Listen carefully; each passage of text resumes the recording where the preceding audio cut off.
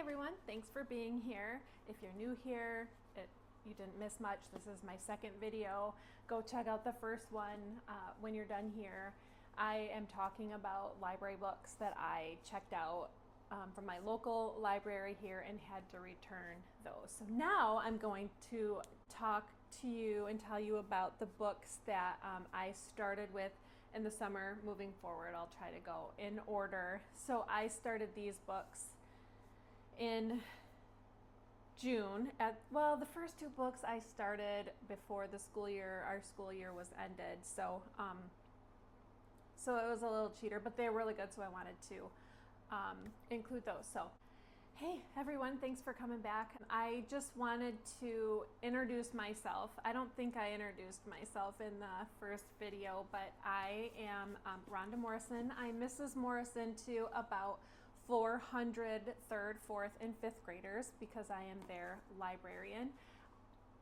I work at an elementary school here in in the township here in Michigan, and that is my hobby job. That's what I always say. I love working with the kids. I love working in the school. I love books, so it's a perfect job for me. I have a career job. I'm a hairstylist. I don't know if you can see. I'm in my salon right now. I have a little studio right in my home, so I work in here at night, just a couple of nights a week. So this is my career job, and then I have my hobby job as a librarian.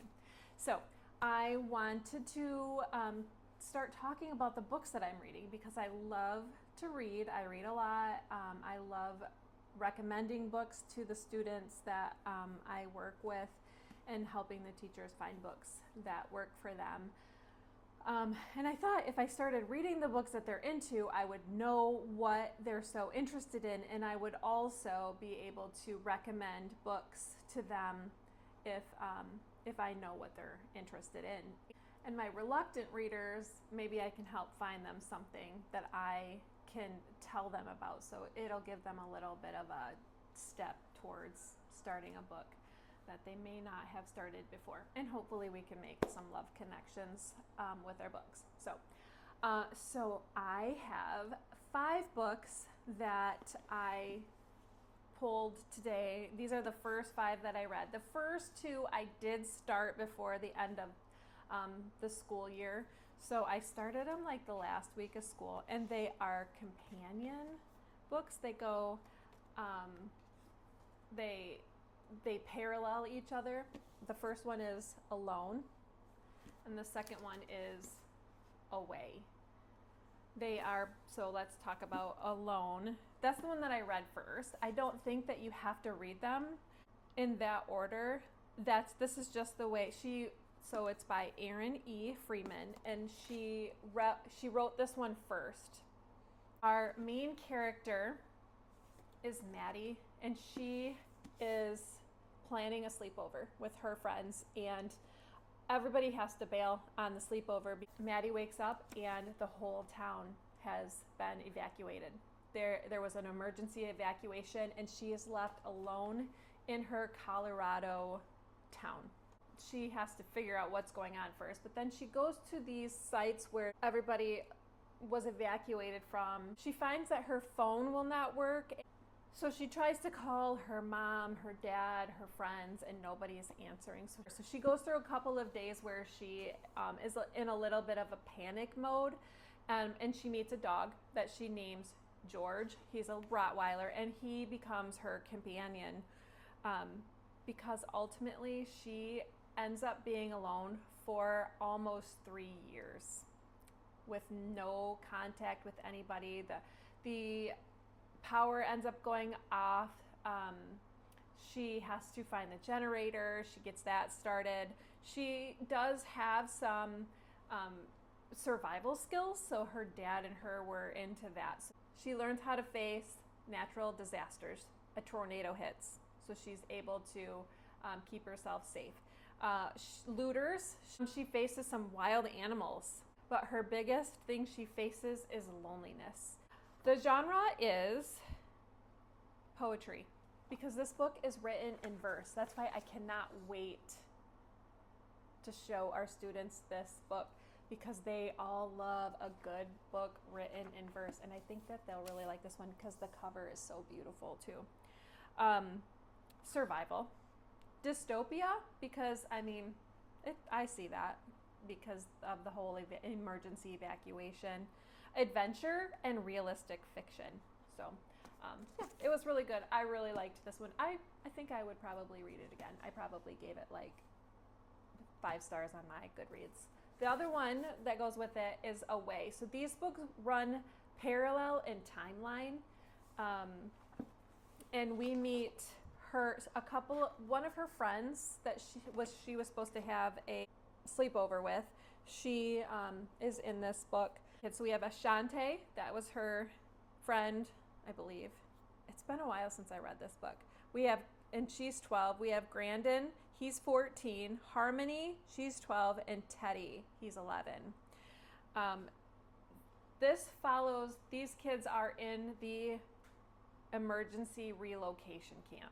That's where they all are. So they're kind of making do. They're all these people come together from different areas within the Colorado city that they're evacuated from, and they become friends. They're 4 unlikely friends, but they become friends. They band together to find out what is going on. They accidentally stumble across some evidence that makes them question the truth about the evacuation, and then they look for ways to expose the truth. So it's a little bit of a mystery. So this one was written in various forms of text. So we have some of it's written in verse, like Alone, and some of it's written in like a playwright. So we have Harmony. Harmony is 12.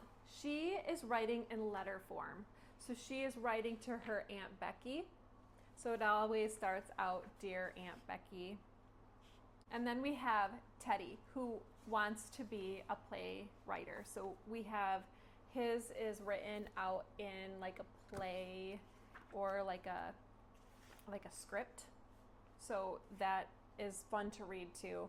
And then we have newsprint. So we have Ashante. She wants to be a journalist. So she, her writing comes across either as a news report or something that would come from that you would read in, the paper or something like that. And Grandin, he is more of a shy character. His is written in verse and it's real short. He's a man of few words, but like he is one for me. He stole the show. He was my favorite, and he grows a lot in this whole book because he does not trust very many people. But in this book, they do find a puppy. Grandin finds a puppy. He is the one who bonds with it the most, and so they kind of raise him. So again, this goes through a good almost 2 or 3 years as well. So lots of seasons, just like Alone. It shows how they survive through the seasons. So the genre for this one is dystopia again. Poetry, because it's novel in verse. Survival, adventure, science fiction, and friendship. And I forgot to say, so this Alone, the copyright on this one is 2021. She wrote this in 2021 and it has 401 pages. And Away was written this year in 2025. And it has 462 pages.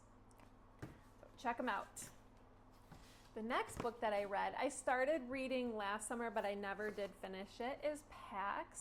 So adorable. I know some of our teachers like this one too. This is by Sara Pennypacker, and the illustrator is John Clausen. Look at that. Gotta love his work.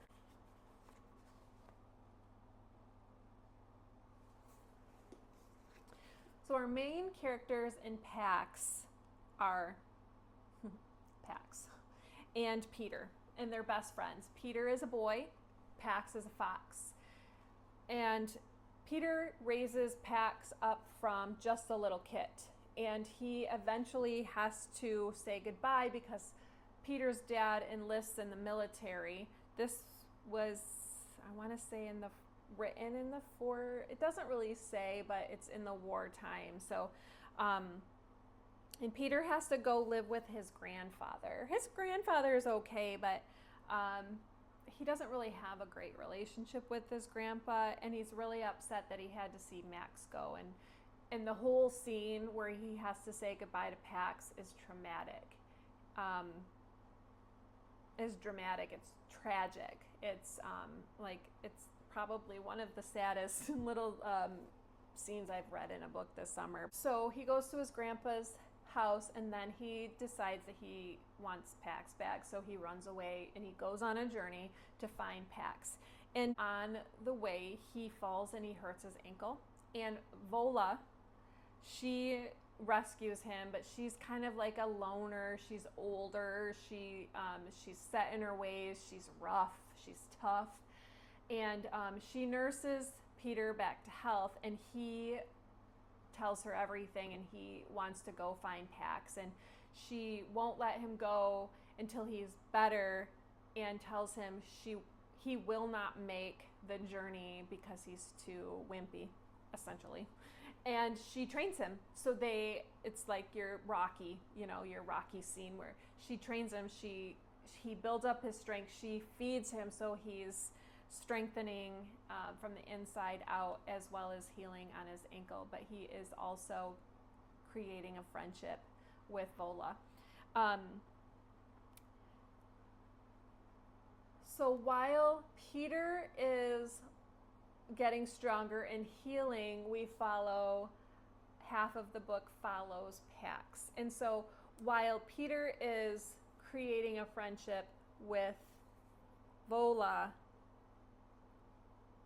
Pax has to learn how to be a fox, because he was raised in a house with humans, so he doesn't really know how to hunt, he doesn't know how to run, he doesn't know how to look for danger or anything like that. So he has to learn that, and so he meets some other foxes, and it's not all great at first. He has to build friendships with Bristol. Bristol, she's also kind of hard, and she takes care of her little brother named Runt. And Runt loves Pax right away, and he wants Pax to come in their den. He wants Pax to play with them. He wants to share his food with Pax. But Bristol is not about it. She doesn't trust Pax. He doesn't know how to do anything. So they learn Pax has to learn how to trust her, and she has to learn how to trust Pax. He meets Gray. Gray is an elderly fox who's been around the block, and he takes Pax under his wing and helps him a little bit, as much as he can and as far as he can. And so Pax is like Gray is like the dad that Pax never had. So Pax runs into Peter's dad, but Pax kind of stays on the sidelines. He doesn't enter into the camp or anything like that. One night he does kind of sneak in there, but he stays away. So in this book, the ending was not what I was thinking it was going to be, and I always love that in a book. But I'm not necessarily happy with the ending either, just so you know that, but I don't want to give it away too much. So, but they have, and in this book, they have the first chapter of the next one. The next book in the it's a sequel, is Pax Journey Home. So, and I don't know. Check it out. This copyright date for this is 2016. It has 276 pages. The genre is fiction, animals, war, adventure, realistic fiction, and fantasy, because animals don't talk. So that's where I think the fantasy came. But realistic fiction would be because Peter is a real boy. Next book I have is Crenshaw. I have seen this book on the library shelf since my kids went to one, so I've always wanted to read it. I can't remember. let me see, how many stars did I give it on Goodreads? I only gave it 3 stars on Goodreads. I don't know if it was the writing or if it was just the story in general, or if I, just had a hard time following it. But I would still recommend it because I know that a lot of the teachers liked it, and I know that a lot of the students did like it when they did read it. But our main characters in this book are Crenshaw, of course, and Jackson. Jackson is a young boy, and he has parents, of course, and his sister and a dog. They find themselves, Jackson and his family find themselves homeless. And it's not the first time that they've been homeless. His dad's a struggling artist, and his mom is a waitress. Or she tries to find jobs like that when she has to. Crenshaw is loud and outspoken and imaginary. He's not real. He's Cat. And he tends to come in Jackson's life when they lose their home or when they're going through struggles. So at first he didn't understand why Crenshaw was back. This is not a sequel, so they have to do a little bit of a backstory, which I think is where I got a little bit lost. But Crenshaw likes jelly beans, and so does Jackson. So that's how he knew Crenshaw was coming back, because he was finding these jelly beans. And but he was more annoyed with that Crenshaw was back. He didn't really put it together until he did. That the last time Crenshaw was in his life, that they had lost their house and they had to live in their car for a little while. He's also noticing that his mom and dad are fighting a lot, and they don't have a lot of food. So him and his sister are hungry a lot of the times, and their power gets shut off.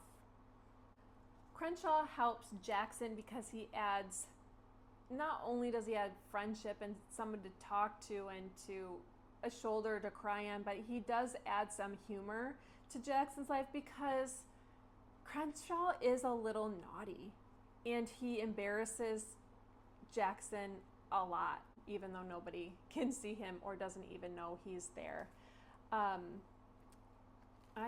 Let's see, I wanted to read one page to you because I have on my thing, it says read page 243. And at the start of every chapter, they have a cute little cat that's in a different spot. Like here, he's there. 243. It's the first page of the last chapter. The article I read about imaginary friends said they often appear during hard times of stress. It said that as kids mature, they tend to outgrow their pretend world, but Crenshaw told me something else. He said imaginary friends never leave. He said they were on call, just waiting in case they were needed. I said that sounded like a lot of waiting around, and he said he didn't mind. It was his job. So that kind of sums up what the book was about, and I liked the ending. So even though I only gave it 3 stars, I might have to, just by that page alone, I might have to bump that up.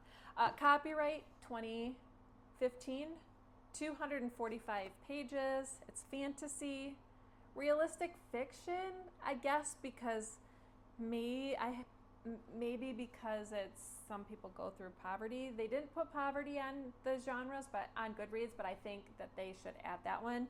Family, animals, and magical realism. I would get that one over realistic fiction. So that is Crenshaw by, I don't know if I said this, by Katherine Applegate. I'll get better and better at this, I promise. The last one that I have has been out for a while. I should have read it before I did, because I absolutely loved it, and I would not allow myself to watch the movie until I read the book. The One and Only Ivan. How could I have not read that before this summer?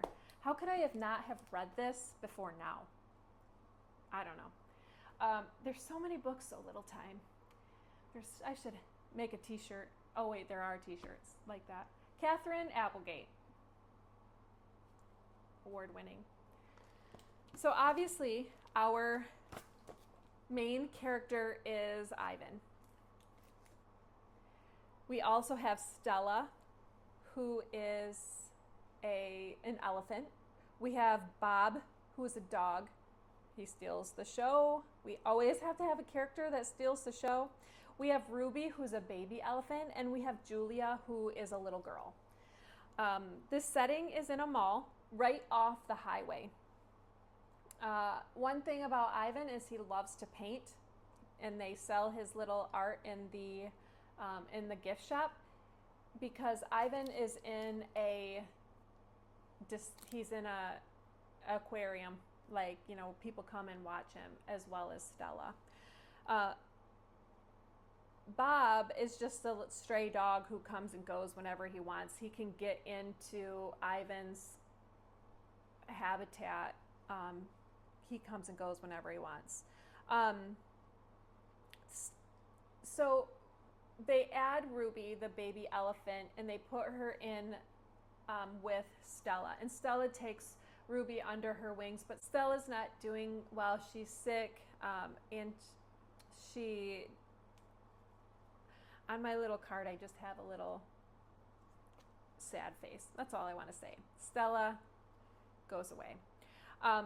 But she makes Ivan promise, because that's what the whole book's about. She makes Ivan promise to take care of Ruby. So Ivan has to come up with a plan to get Ruby out of there. But in the meantime, the mall's not doing very well, and they're facing closing. So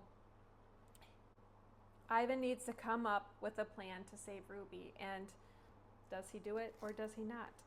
I have pages written down here. Let's see. I don't know if it says who the illustrator is, but this is Ruby. They're going to put her in to do some tricks, and it's her first day, so she's a little nervous. But even though she's really sad, she's really adorable.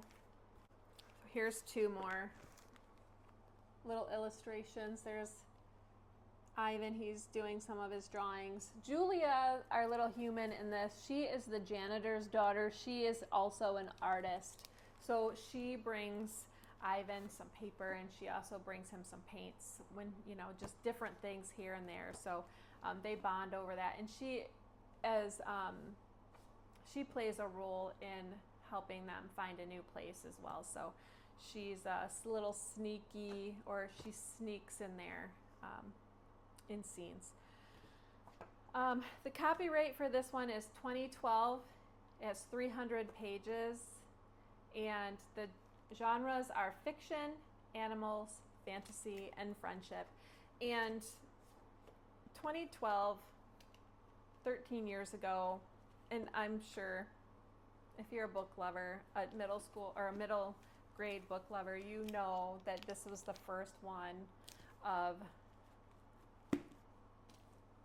the series that Katherine Applegate started. We have the one and only Ivan. We have the one and only Bob, which I now have to read that because he was my favorite, I think. The one and only Ruby, and the one and only family. So I will definitely be reading those at some point, and I'll let you know then. But that's all I have for you today. Thanks for listening to my book rants again. I hope you found something interesting. I hope I was able to articulate well. I hope that you enjoyed the video. I hope you come back for more. Like I said, this is my second video. I really am having fun with this. I'll get better and better at it. And if you've read these books and you've liked them, or you didn't like them, that's okay too. Like, you don't have to like every single book.